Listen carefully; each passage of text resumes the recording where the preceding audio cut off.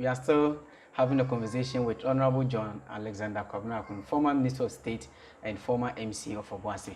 So, Honorable, let's get to the interesting part, where you left the mine. Okay. So, eventually, I've come back as the person in charge of plant maintenance. Okay. I was reporting to the general manager engineering with the engineering managers, because I was basically managing the part of their job, about 7 of them, working with them. And I was with them for the rest of my period when I was there. We had a wonderful relationship with all the general managers. In fact, the person I worked under directly that time was called Robinson, Mr. Robinson, a South African, who was there. Eventually, when he left, Mr. Frederick Atekuma took over as the general manager engineering. We had a wonderful relationship in terms of time. Around 2006, 2007, we were all there in the engineers block, and it was very interesting. We were a family which worked in that session, managing the whole of engineering. Very good policy decisions. One of the strongest positions I will tell you was when Goldfields, Ghana, Newmont came in, and they were just poaching all our trained staff, particularly engineering. And there was pressure to pay commensurate salary. Meanwhile, they were doing surface mining, and we were doing underground mining. And then we were doing 3 times more than them in terms of expenditure to mine the gold. So it was easier for them and not for us. So we had to take a decision. Engineering met. And the final decision was that let's keep training. That's the only solution.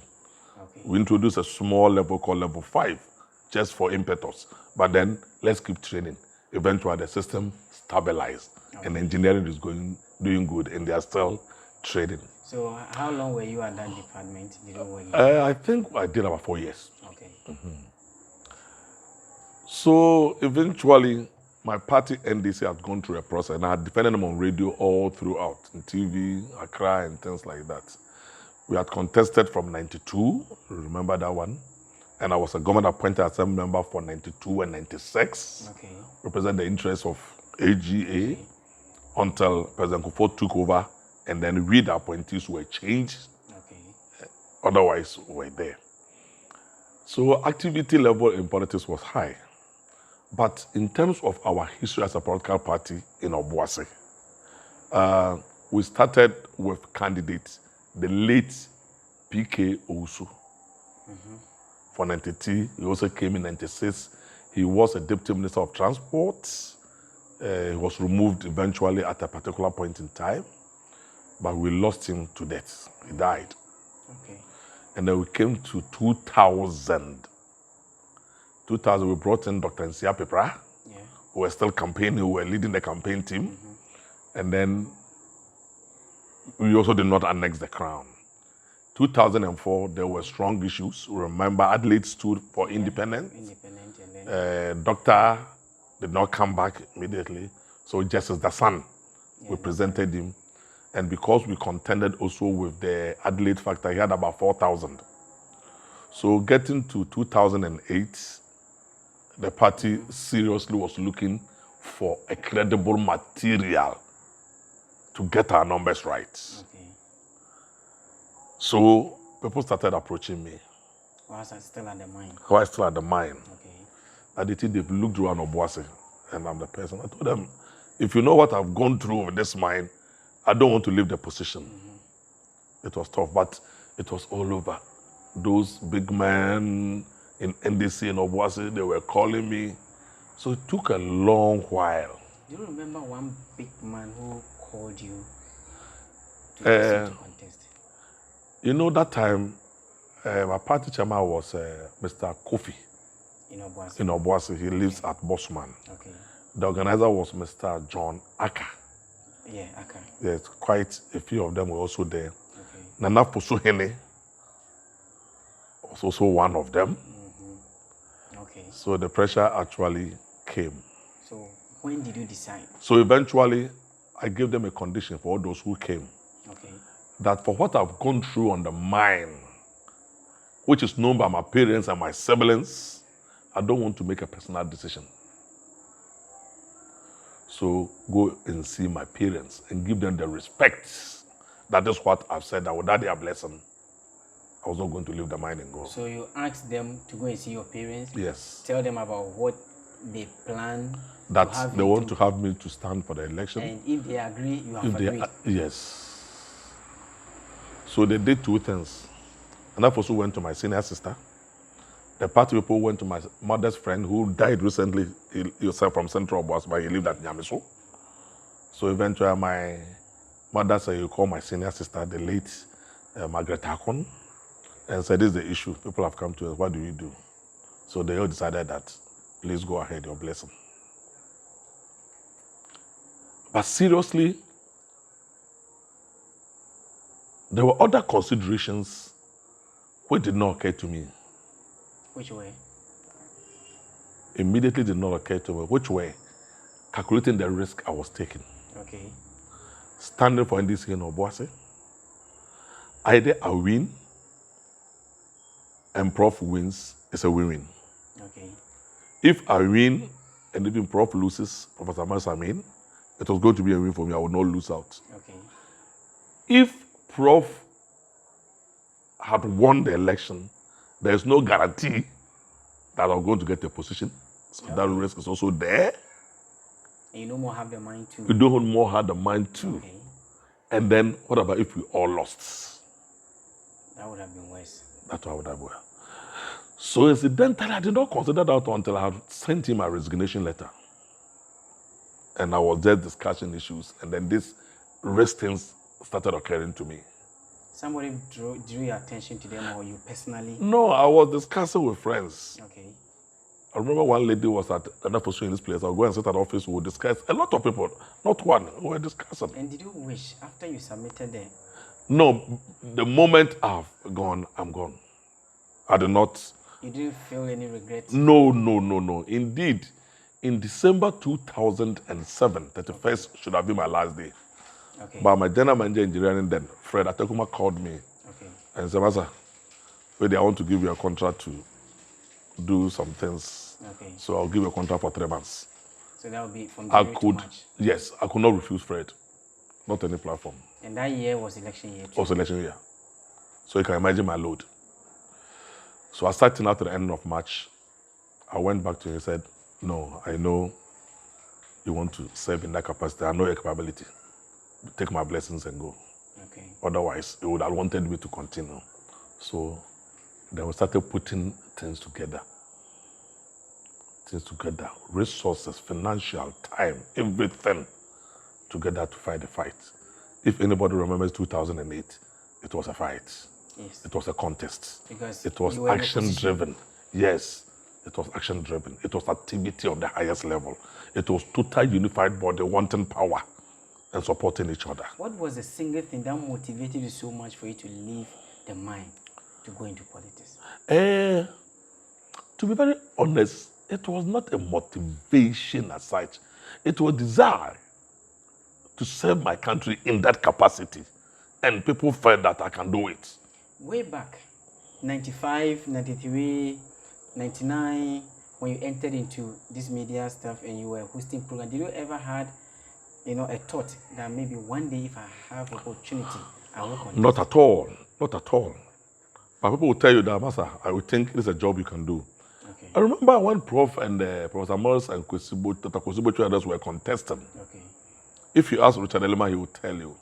We are scheduled to interview Professor Morris on a particular Sunday. I think it was in 2004. But when you had waited about 10 o'clock, he had not come. So I left. And then he came after I had left about an hour or so. And Kojo started. So I was somewhere sitting with friends when he sent an OSOS message. Okay. No, he had announced on air that I should come immediately. Okay. And the man is tough.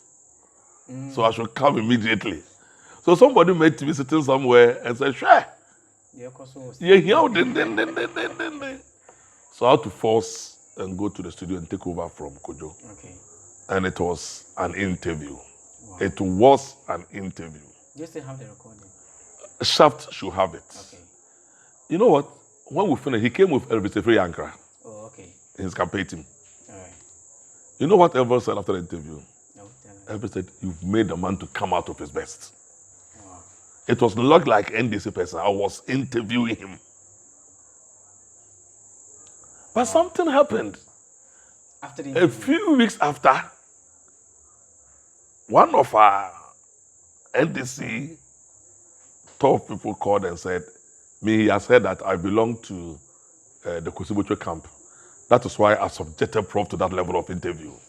Wow. And that was interesting for me because directly I've not met Kusibucho before. And I had not met, and I was supporting for some mercy to the health, but I interviewed him flat out. Maybe they didn't know how the program is being organized here. Because maybe. If they are listening to the program even once, they will know. And why should you make it easier for somebody? If he's good, let his goodness portray in the quality. Let him show that goodness in the quality of the interview. Yeah. But it's interesting. It's all process. Then you learn about politics, how people think, and things like that. Okay. So I joined the bandwagon. We did everything.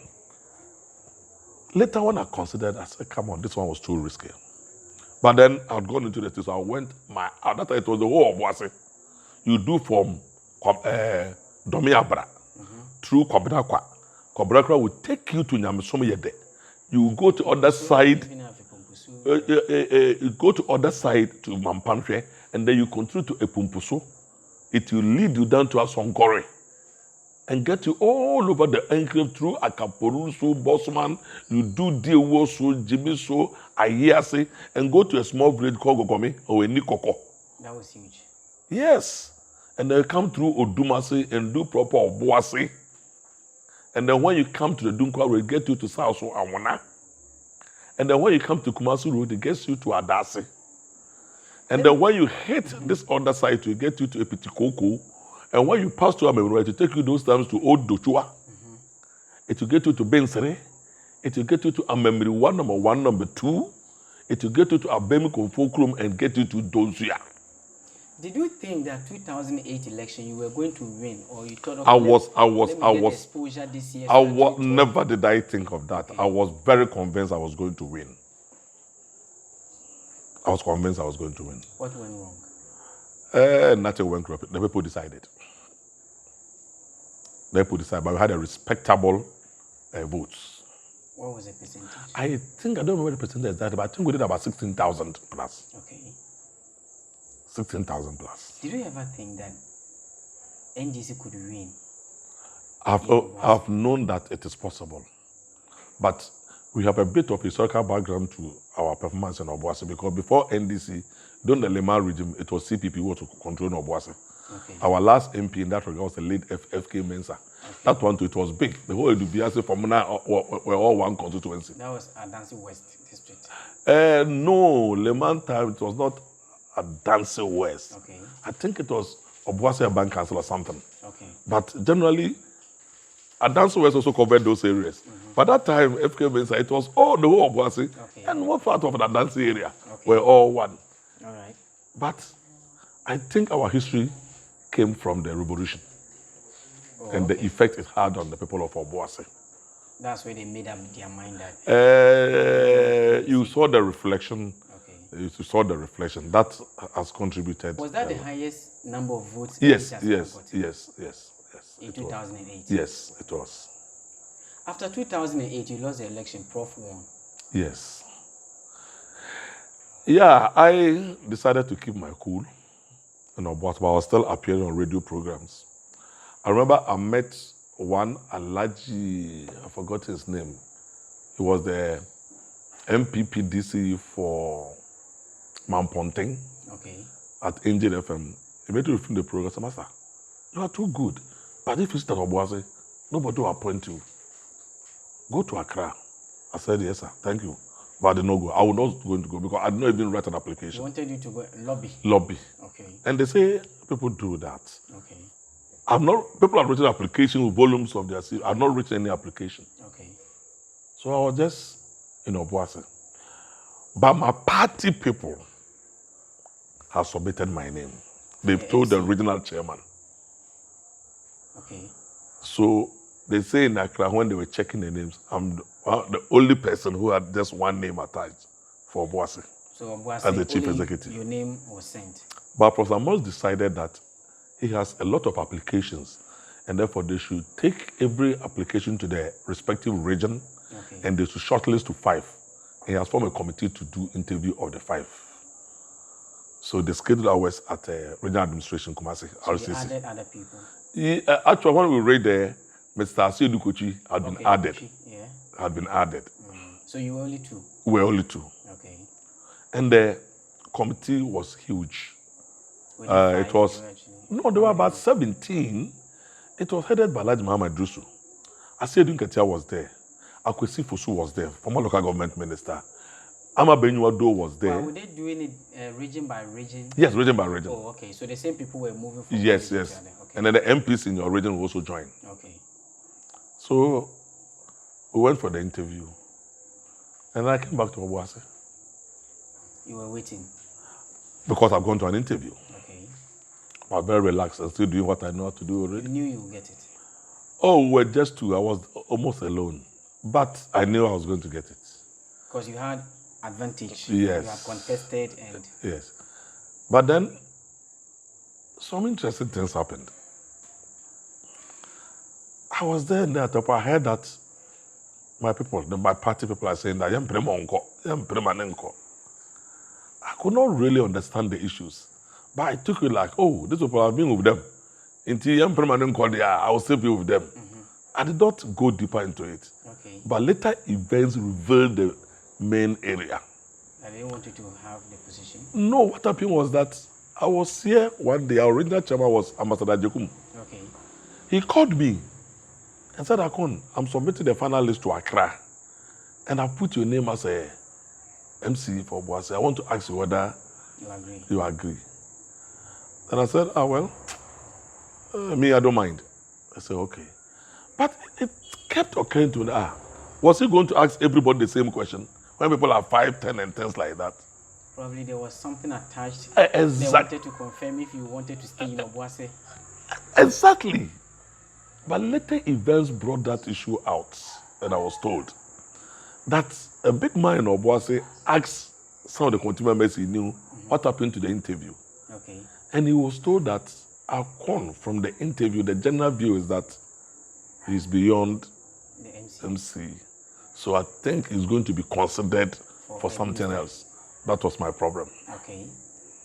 And that's where it came from. So Obuasi people didn't want you to... Exactly. Oh, they wanted you here? Yes. Wow. So, and this big man later told me that when they were doing the consideration and people said about me, I remember him very well in Obuasi. Now, Ackon now Obuasi first one period. And they were all later times messages I heard. Unfortunately, if they had asked me directly, you would have rather... Yes. I don't know whether it was ministerial. But probably something higher from... Definitely higher than MC. So MC, Regional or something. Yes, exactly. Wow. So I got to be the MC.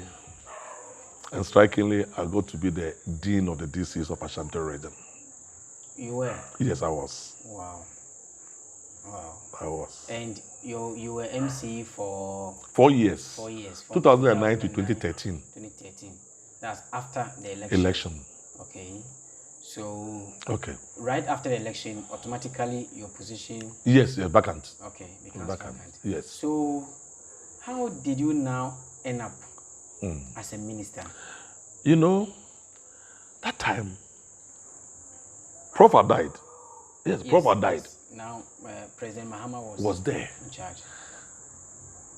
And you know, all the stories was because Prof knew me. Okay, so if there was further consideration, it was easier to think that Prof was going to know you. But he had died. And John, his sister, has also come. And it's a transit. Did you have any personal relationship with? No, I did a program. He came here twice. Okay. The first one was the luncheon of the street naming and house numbering. Okay. We did at the main station. Yeah. And the second one was National AIDS Day, which was held in Obuasi. Okay. That was the closest then. So, did you have a personal? No. But it was just like the president is coming, so the MC should be around. Definitely. And then, yes. Okay. So, not too personal. And if he had had a lot, I did not also know. So you went to Accra, let's say when you were a minister. What did you hear happened for you to be appointed as a deputy? The first position was chieftaincy, right? Chieftaincy, let me tell you. Okay. I was here, I think I had closed and I was sitting with Yafusu. Okay. And then I saw the late PV Obin had called. So I immediately called back when I saw it. And he said, oh, Aku, yes, me frail, but something is coming up. Okay. Then I said, yes, sir. But he called 1 hour later and said, say, Akon, somebody says you are arrogant and you don't put people together. So I immediately said, Chief, I beg you, if somebody is doing that because of position, put the position aside. I don't want it. Okay. But for character, please send somebody to Obuasi. Let the person not ask of NDC or MPP. Okay. Just ask anybody who knows me, and then they can question the person. But the position can stay. If people can spoil people by that, let it stay. Okay. So he said, oh, don't worry. First, I should let you know. So that's all right. So I also left it. So I went to one of these meetings in Kumasi. For once, 2 phones I was using, they're all dead. I started to sleep. I was tired. So when I put them on charge, I did not put them on. I slept throughout that night. So when I woke up around 6 a.m., the first person who called, immediately I put the phone on, then the call came through. Okay. It was my sister, the one who comes after me, who sells in the market. And when she also said, Kobina, congratulations, chieftaincy. Before I could ask her what is chieftaincy, she had left. She cut the call off. She said, Kobina, congratulations, chieftaincy. She called and said, congratulations, chieftaincy. That's what is chieftaincy. She had finished her statement and left. She knew and you didn't? She knew and I didn't, exactly so. She knew and I didn't. Okay. So immediately calls started coming. The second one that came was Kobina Sekena. Oh, okay. Time FM. And they said, it was mentioned at the 10 p.m. news. Okay. Also, I've not heard it. Before calls started Coming in, plenty, congratulations and things like that. I never knew. It was later I was told that the president wanted to talk to me before the announcement. But your phones were But my phones were off. How did you feel that night? To be very honest to you, it was very normal for me. Was it? There was no excitement. The only point is I said, thank you, Jesus. Thank you, God, for being recognized. Because I had not really pushed for it. That is what makes it interesting, because something you don't push for it. No, I did not go to anybody. So I took it in my strides. But interviews started coming all over the place. Okay. And you know, I was already in the press. Yeah. So it was easier for people to relate to that one. So how long were you in the chieftaincy? Somebody came and told me that some people who are in the corridors of power said that the president wanted to call you. So if you could not get through, then let's go and then you say, sorry, I did not get you. Somebody. I said, but nobody had told me he was going to call me. So he said, no, I should come to Accra so that I will go and see him. So I went to Accra. First time of going to the house. So we went to the house, we were sitting in front. The person knew them. Okay. He's an Obuasi person. So the wife came first. Oh, Honorable Ackon. Oh, congratulations. That's all. That's what the wife said. Okay. So later, President Mahama himself came. Also, Ackon, how are you? I'm saying, I'm fine, sir. I'm told you were trying to call me. Oh, yes. Oh, that's all right. I just wanted to tell you that the appointment was coming. So congratulations. That's all. No apology. No apology. You know how people, some of our people. He moved into Accra to go and do that. So that's all we. So we left. Okay. So eventually, another side of it, we got appointments. Okay. And then before you can assume the position, you have to go for vetting. You have to go for vetting. Okay. Incidentally, the first time they have appointed deputy for chieftaincy was me. The first time they through AngloGold Ashanti, through SK Boafo, there were no deputies. Okay. It was me. And Dr. Dana had already gone through the vetting and he was there. So they called us the vetting, and we had a little bit of briefing by Mrs. Esther Koba, Chachu's wife, who is into communication and HR. I remember the date was 26th of April when we had to appear. 2013. 2013. Okay. So we were in the speakers' waiting room where we should wait. But Bajaman was also supposed to appear the same day. Okay. I was supposed to be the first person.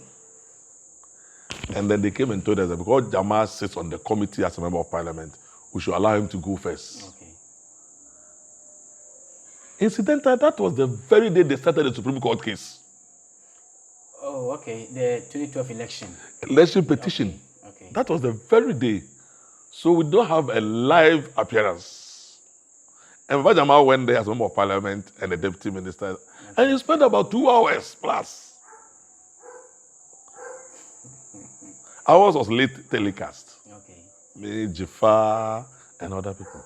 Abla Jaffa Gomashi, at Benito, and Benita Okitidua. So I was the second person. Okay. Lawyer Barton Odro was the deputy speaker, I was the chairman. You know, MPP had then boycotted. Yes, because of the election petition. They didn't recognize. How could you say you don't recognize when the constitution is recognize the person until otherwise stated? Okay. And the constitution said that until otherwise stated, the person will be the president. Okay. But they had boycotted. But then these people started to show that they cannot let you go free. But I had an interesting encounter. Do you remember any one particular question? Yes, I do. Yes, let us know. I do. The question was, I'm going to work with a vision impaired person. How am I going to relate to that particular person? And how is it going to be? I remember I mentioned 2 people. The one I remember very well is Ray Charles, the blind musician. If you like, today you say a visually impaired musician, but who had a strong sense of smell. So his so-called handicap was compensated with that strong sense of smell, that he can even sense a cockroach going by. Wow. So I told them that, well, disability is not incapability. And I think that there are other senses that work superior to ours. So it's easier to combine and work with such a person. Okay. I remember that question very, very well. Wow. Wow. Yes. We are still here with Honorable John Alexander Kobina Ackon, the former Minister of State and MC of Obuasi. The conversation is getting more interesting. Honorable, let's look at after you were made the deputy minister. Okay. So from there you were moved to just a small turn at the chieftaincy. Okay. When they gave me appointment letter, the last column said that support your minister to achieve these deliverables. Okay. So they've given deliverables to every ministry, what you're supposed to do and show results. That's what was said. I've joined them for about 2 weeks.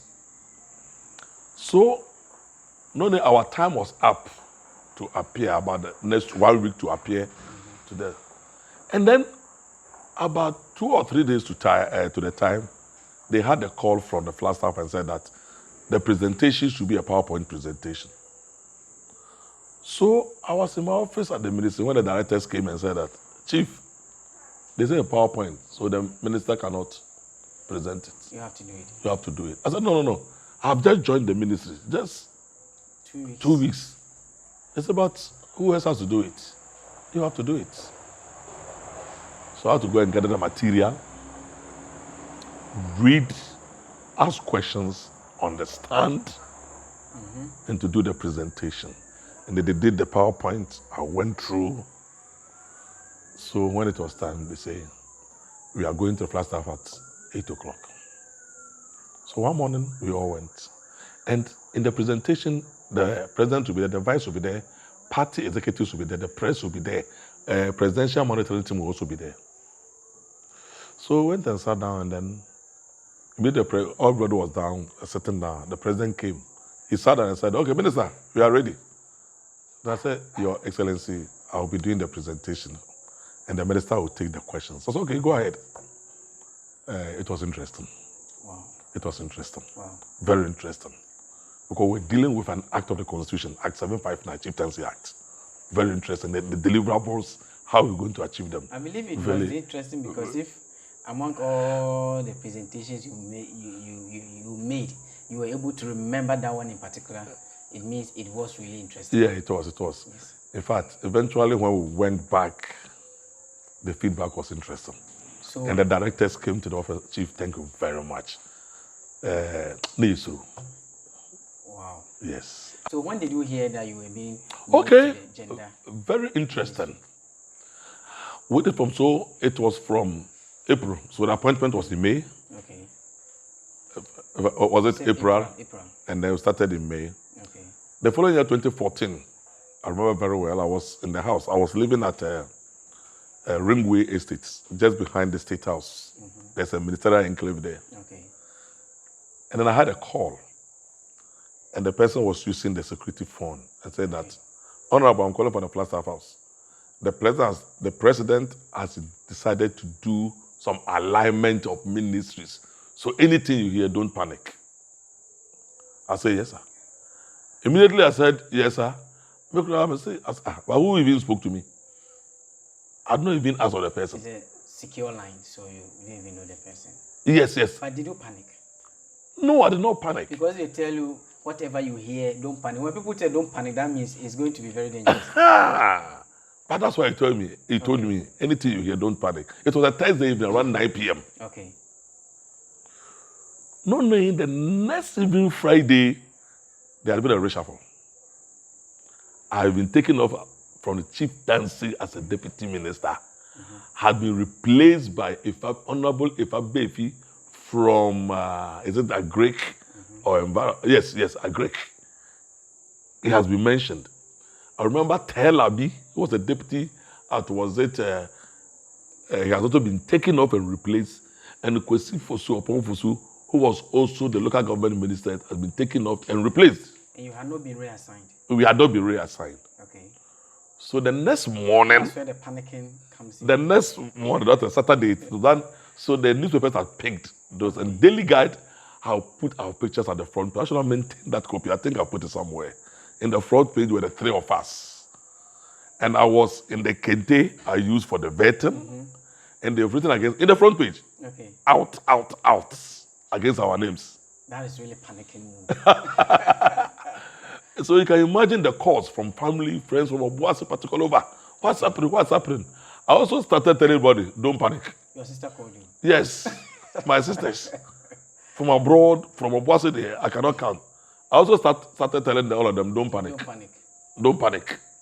I don't know what was in at all. Okay.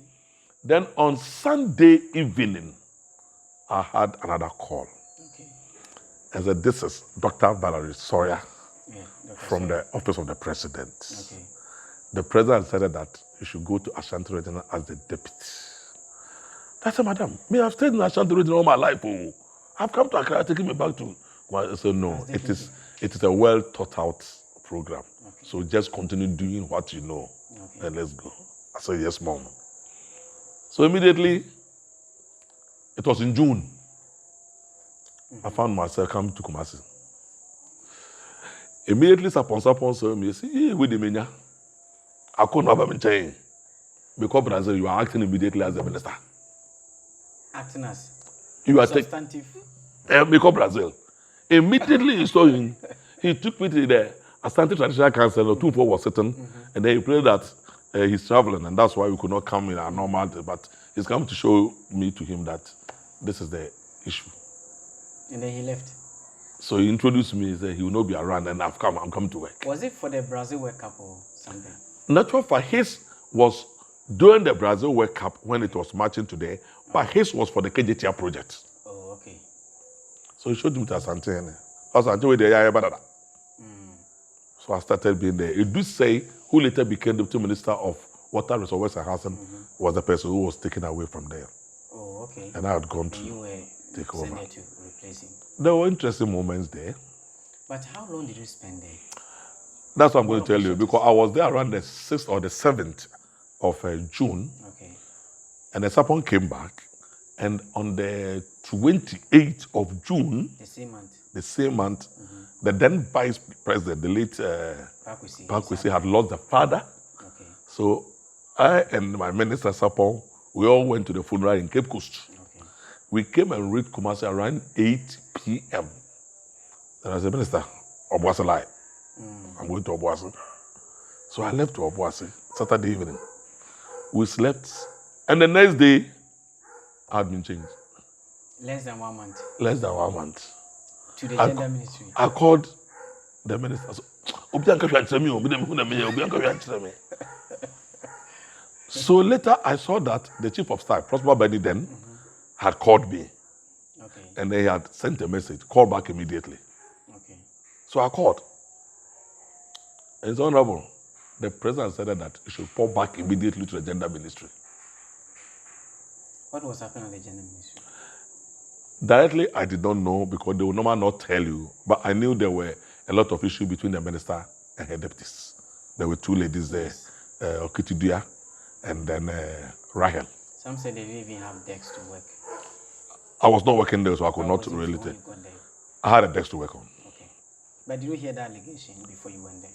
I don't follow such things, but I knew there were issues which went to the press. Okay.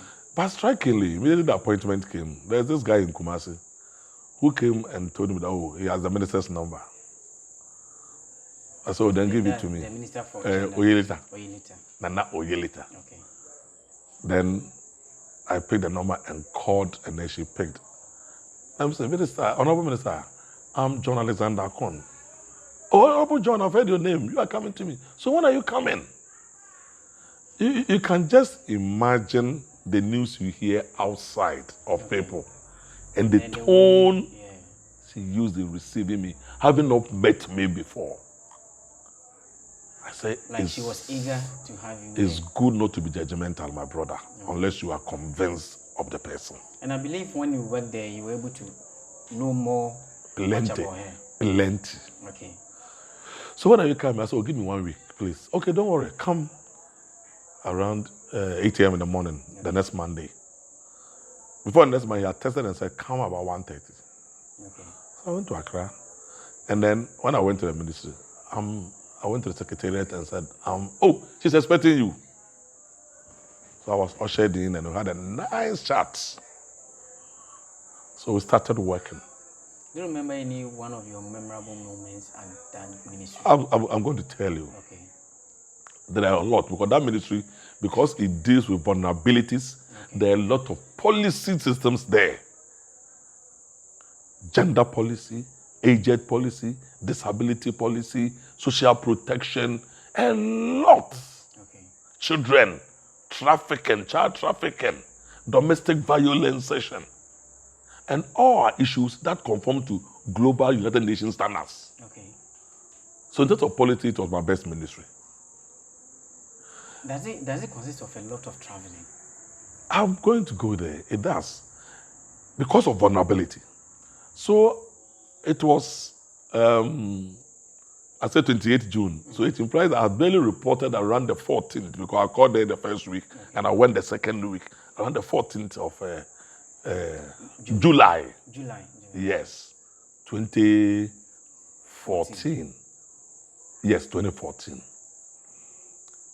And then, one of the days we were talking, and the chief director said that, Abba, you'll be traveling to United Nations. I said, what is traveling to United Nations? So we don't discuss again. So we went for a meeting of the NGOs, and I was sent by the minister to 29th of July, and I was in white. So she came inside and said, "Ba, Honorable John, you are traveling to New York." And I said, "But Minister, what is New York?" I said, "Okay, let's finish the meeting." Not knowing I had been booked to travel to New York. My children had waited in the States to wish me a happy birthday in the morning at dawn. I did not tell them I'm coming to the US. But they knew. Oh. They did not know anything. They just wished it was my birthday, 29th of July. Okay. So when I went by, Chief Director said, "But we are going to New York. Me, you, and the Social Protection Director." When? The only difference that time was I had American visa already. We're going that evening. Okay. So somebody told the minister that that's his birthday too. So I went to him to prepare. I was home and they brought me a cake for the minister. You had your passport ready? I had my own visa already. Yes, I know, but okay. You don't need to do anything. I have a visa to travel to America at any time. So just get a plane ticket and all. Exactly, which they had done. Okay. But they did not even ask whether I had a visa. I don't know what convinced them. So he brought me a cake. The next morning, 31st, because it do about 10 hours, I was in New York. I called my chain and said, I'm lying, I'm not in New York. I was in New York.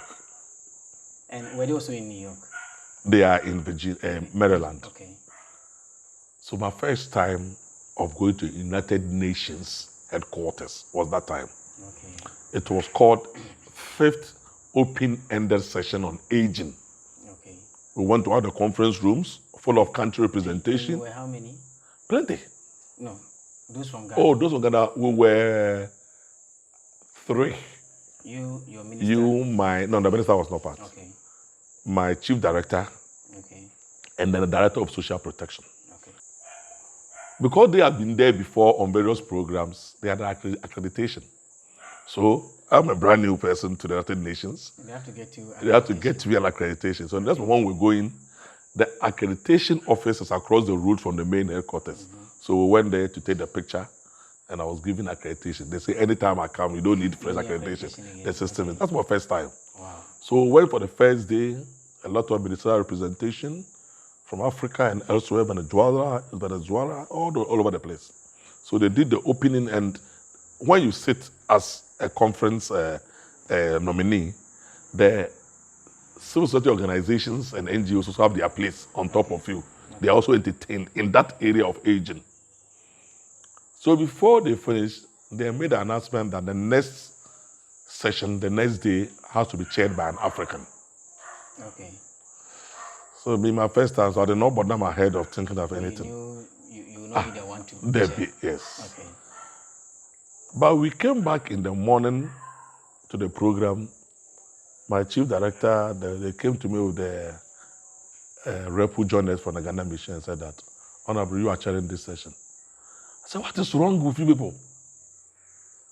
I've just joined you. My first time. Oh, Honorable. This one day, we know you can do it. You can do it. And I found myself chairing the second day session. And that was your first time chairing at the United Nations. At the United Nations. We are here with Honorable John Alexander Kobina Ackon, former Minister of State and former MC of Obuasi. Let's go for a short commercial break. We'll be back soon.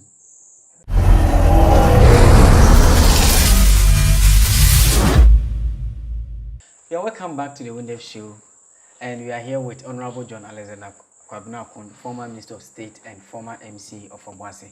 Honorable, let's go on to your last ministerial position in government. That's the Ashanti Regional Minister. Okay. When did that happen? All right. You remember you asked about traveling at the gender ministry. Okay. Because of the vulnerability groups, you do for gender, you do for children, domestic violence, trafficking, disability. It's a whole package. Okay. I found myself mixing with women ministers on a gender program in Africa Union in Ethiopia. All of them being women and you being the only man. Yeah, minister. Very interesting. So I've been to a lot of places. I've been to Cape Verde. School feed was also added to our ministry at that time. I've been to Senegal. I've been to Kenya. That's during that? Yes. I've been to Ecuador. I remember the Ecuador one was very interesting. 3-man police escort dispatch riders. Very interesting. I've been to India. Quite a lot of them. I've been to America. I've been to the World Bank. How long did you spend at that ministry? I spent it from July of 2014 to January of 2016. That's almost 2 years. Yes. I've been to Limpopo province in South Africa with USAID, quite a lot of these areas. And the minister tells Honorable, you have to go for me, because he wanted someone who is on top of the issues. Okay.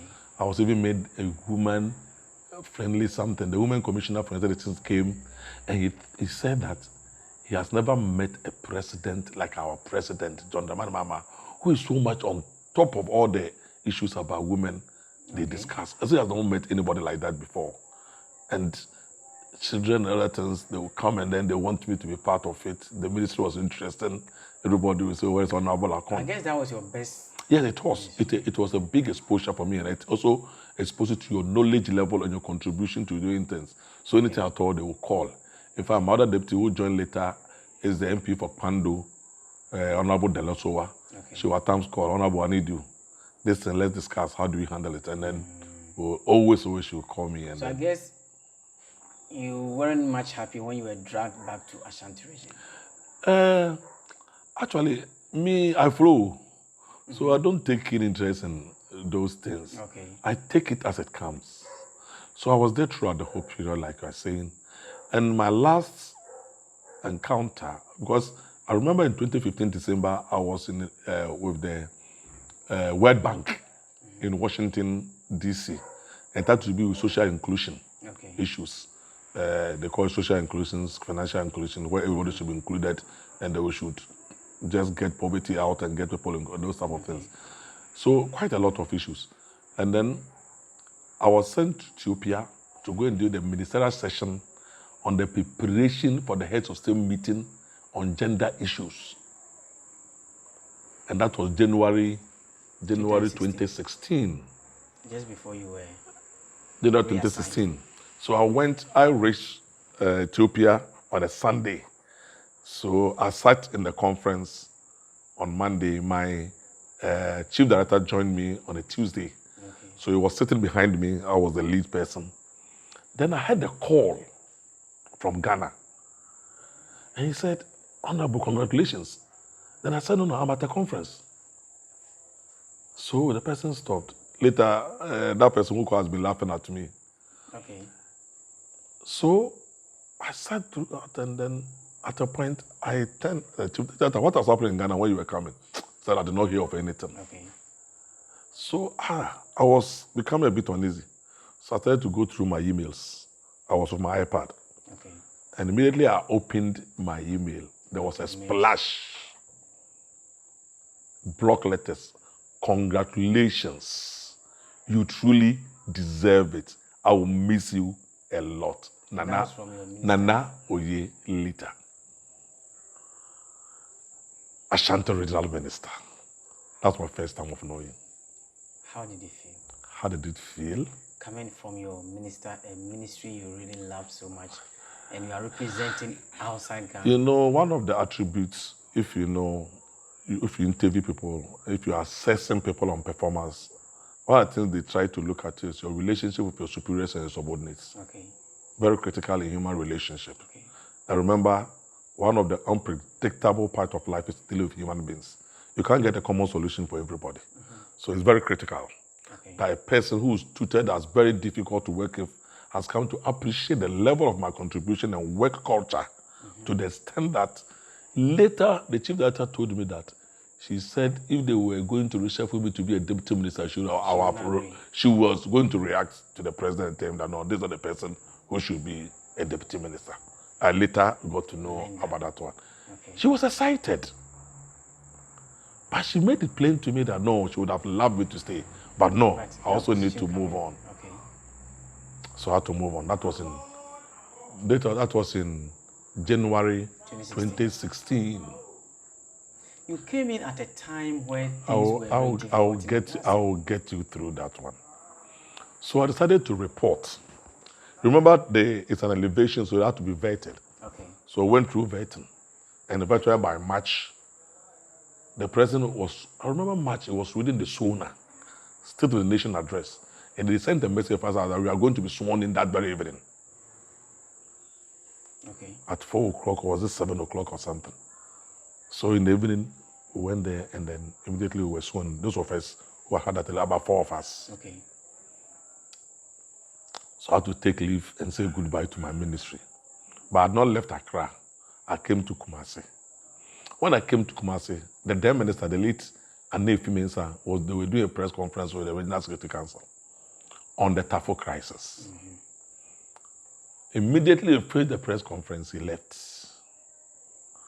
But I realized that the Regional Security Council, because he had been changed. They were meeting, so I went there and they told them that I came to report, so I'm going to prepare and come. Okay. Now, remember particularly Kofi Buachi. He said, Minister, the minister is gone, you are not in charge. If there's anything, it's you are going to ask. So unfortunately, you cannot leave us and go because you are going to answer, not us. Okay. So I had to stay in immediately because Obuasi is closer. I had to come and organize some clothing and go to start work from March of 2016. Obuasi was passing through a lot, Honorable. I was going to Obuasi. Yes, I want to chip in this. At the time you came, do you think you were brought here for a purpose so that you could be closer to Obuasi? No. It has nothing. Because you're also going to contest for election. No, it had nothing to do with election. Okay. I was told they have been considering it for a long time. Remember, in Ashanti region, it was started by Honorable Samuel Sapon. Okay. And when they did the swap, they brought Eriko Poku. Okay. So that was just a swap. And eventually, when they removed Honorable Samuel Sapon to the State House, and they brought Honorable Anefi. Okay. That time they removed, and then later, he came to do that, and then it was later me they brought. And Anefi did about it, this 7 or some months. I've forgotten the period. But it had to do with delivery and the issues in Ashanti, and who had helped to galvanize and get things solved. Because when I came, Tapo crisis was pending. It has taken a tribal and religious position.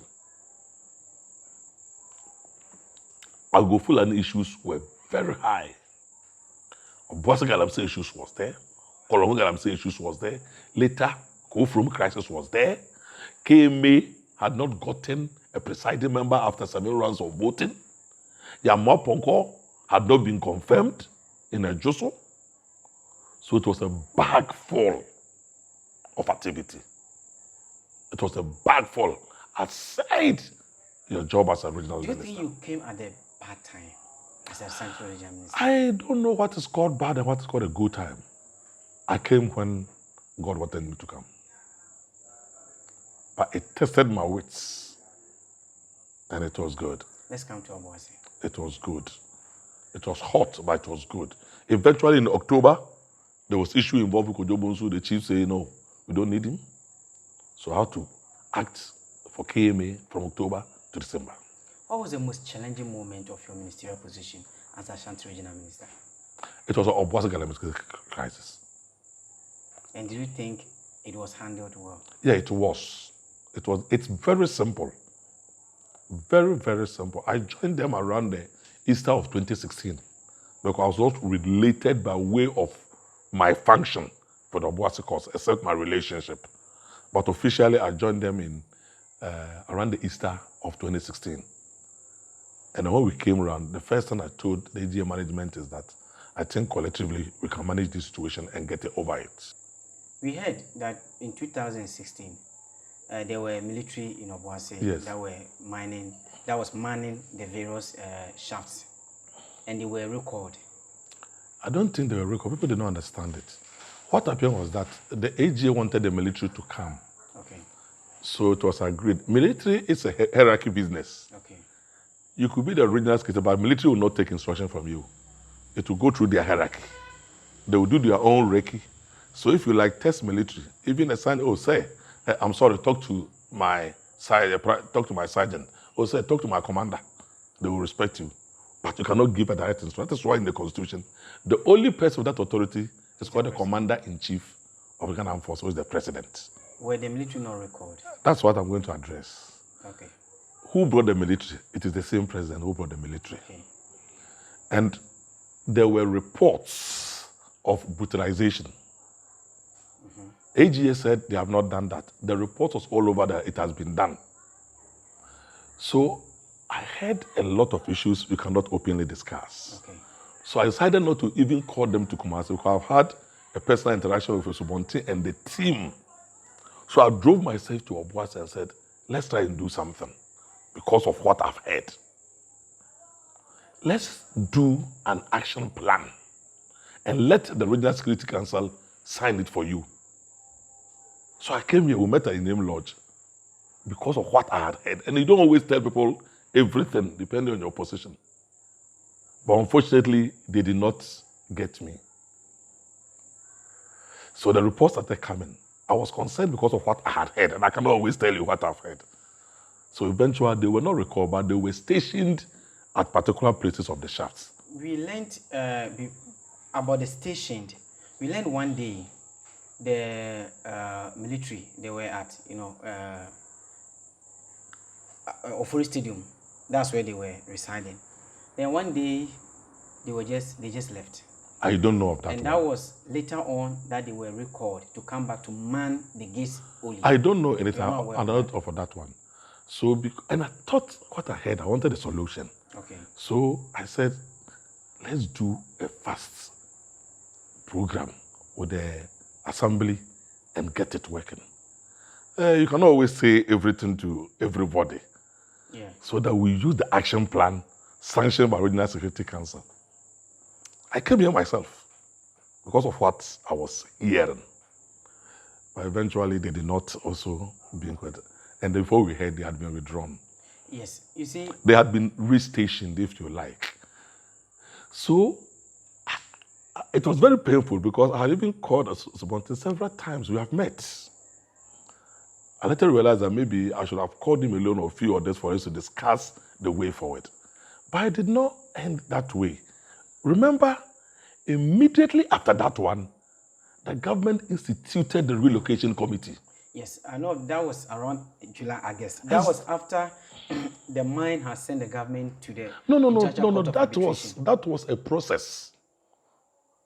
That was the process I was talking about.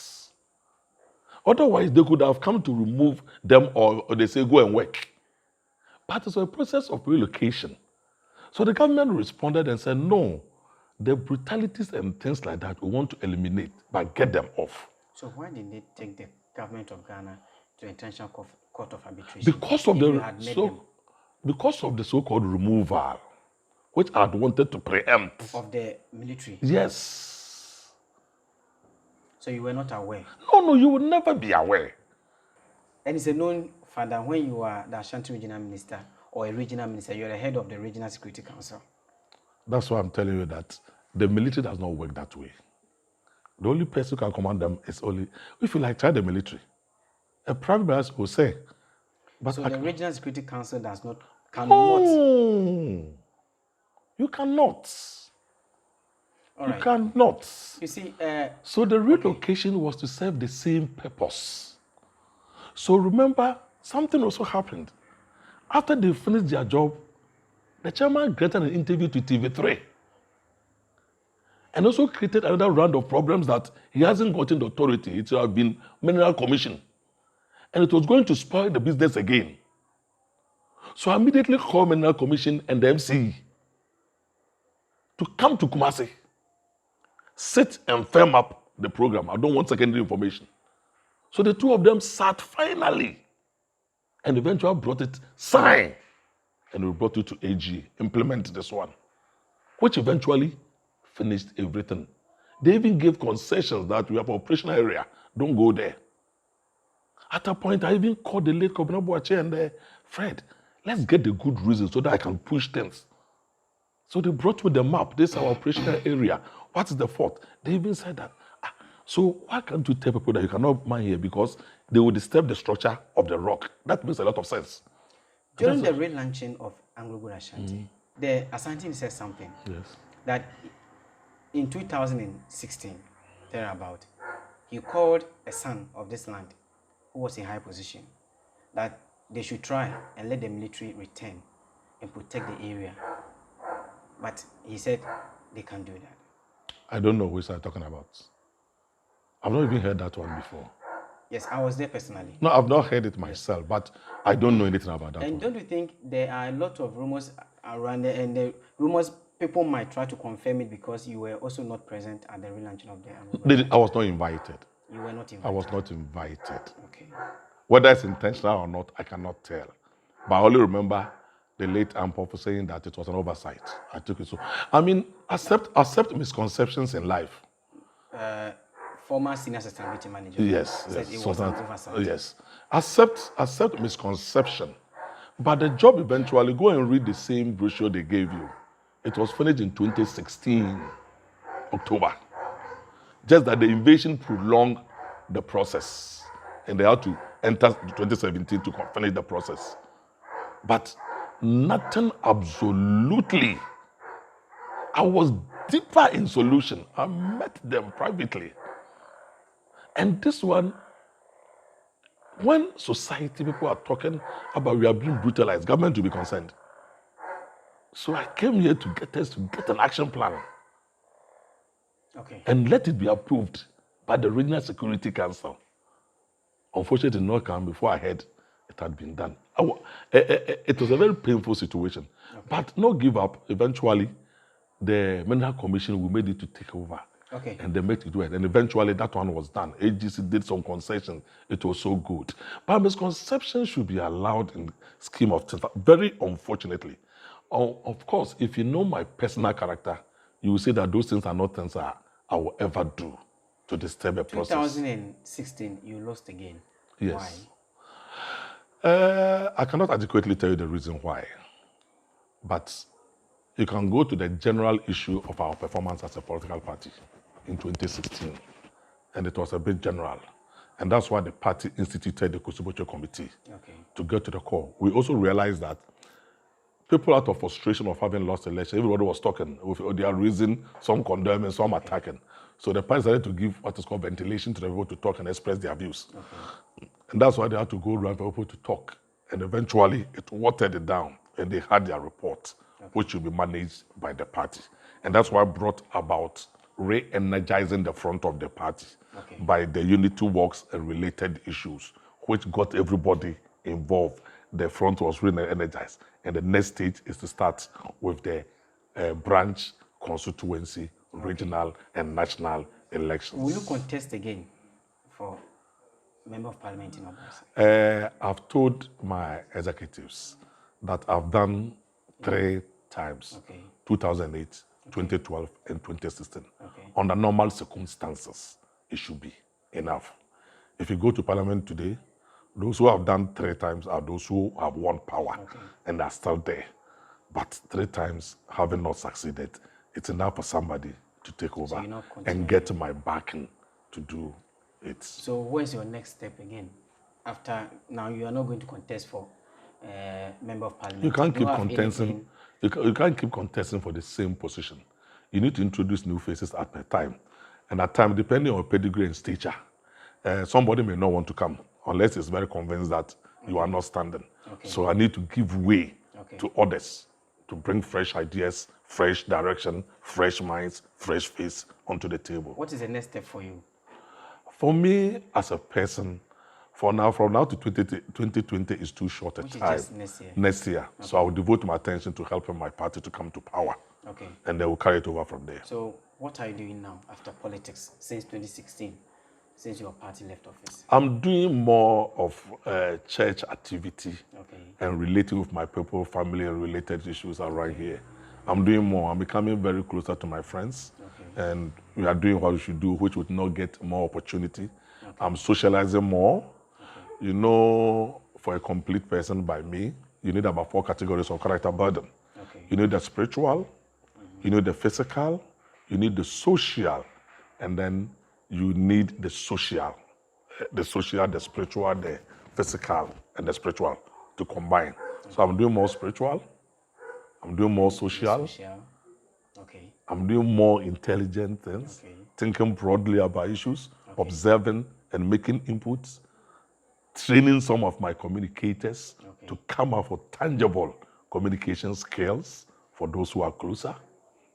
The other side, which is the weaker side of me, is I'm not doing more physical ones. That is the thing. But in terms of intelligence work, discussion, consultation, social behavior of my people, we are doing it. Spiritual, we are also doing it. So let's give an advice, your final words to anyone who wishes to become a politician in the near future. I have issues about people whose whole life is they want to become a politician. I don't say it. To me, you should be successful in what you want to do first. Being a politician is not a profession. If you like, call it an occupation. There's no defined person who should, by profession, be a politician. That's why you have all manner of people in our Parliament of Ghana in the ministerial position. Every background is capable. So I would advise everybody, first, be successful in what you are doing. Okay. And then build yourself to the extent that you are not looking at politics to build yourself. Okay. Eventually, when God gives you the way, you add onto it. Not because that is the way you are looking at, but you are already successful in what you are doing. My last point is that don't get yourself frustrated by somebody. The system at times can be very frustrating, part of which may come from rumors, lies, half-truths, and things like that. Like I've told you, some of them are in the system, which are all wrong, even for those you wanted to help, even for those you have exected, because the same people you are talking about, they have to pull my process down. Wow. Even for the same people you are talking about, they had to demonstrate when I was cutting a sword for the construction of Assembly Hall for Sectec. The same people. And nobody cared to pay a peswa for the reinstallation of my posters. So, which is which? Is it the mine or the galamsey? Yes. When I suffered the consequences of the action. But in all cases, God is still in control. Thank you very much, Honorable, for coming on the Wundef show. We just have an interview with Honorable John Alexander Kobina Ackon, former Minister of State and the former MC for Obuasi. We have spoken with him wide and we've learned some of the things he passed through. And his advice is never let anyone frustrate you. And I believe that is a message each and every one of us needs to keep. If you enjoyed this video, subscribe to our YouTube channel, like us on Facebook, and keep connected to us. We'll come again next week with another interesting interview. Bye.